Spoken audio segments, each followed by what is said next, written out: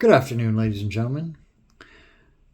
Gentlemen and ladies, we are here to talk about the Palomar Knot today. That's what I'm going to show you. Now, I'm using blue braid just for camera purposes. Not really sure how thinner line will show up on camera. But I'm going to teach you about the Palomar Knot. This is a knot I use 90% of the time, probably even more than that, quite honestly, because it's easiest. So when you're on a boat and in a frenzy, or you're on the shore and in a catching frenzy, you want to be able to tie that knot as fast as possible. I'll be using a bigger hook.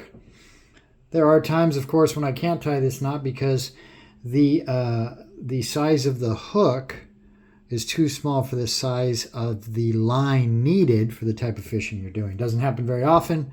Usually when you have a small hook, you can drop down to a smaller line. But sometimes it does.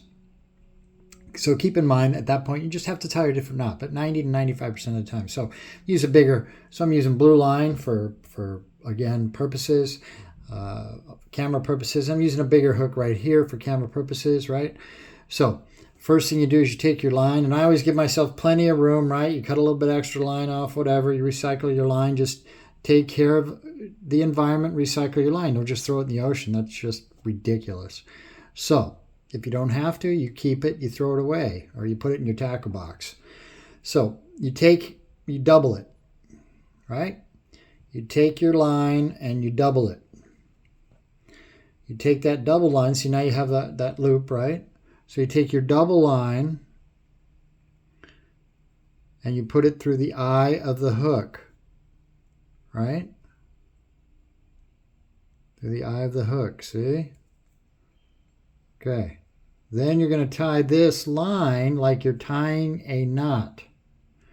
Now you notice I've left plenty of line because I got a bigger hook. So like I'm tying the line in just a regular old knot. Put the double piece through. Then you're going to take that loop that you have and you're going to pull the hook through it.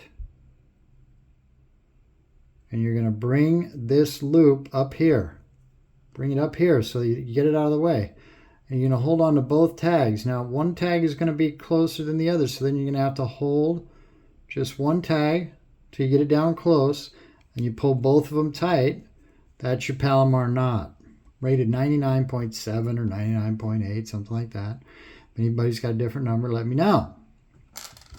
Now I'm going to show you how to tie one. That's just tied on a bigger hook, right? I'm going to show you how to tie one just on one of these type of hooks if you're going to use this type of hook, right? Same thing, guys. I mean, it's not, you double it. You just put it through this loop, right? You see that? Then you're going to, like you're tying it in just a regular old knot, take the loop,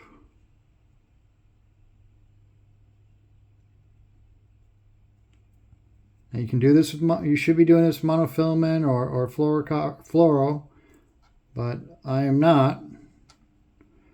Tying it directly to braid. You can do that too, and then you just pull on both, pull on one to bring it tight, and pull on both, right? That's it. Now here's the thing I do that of course everybody tells you not to do. I do it anyways. It's part of what I do. I make a big one. I take a loop. I make a huge loop, right?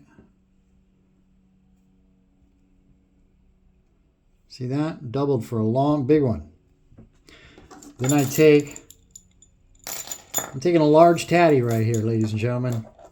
I'm taking that and I'm putting it through, right? I am tying it like it's a knot.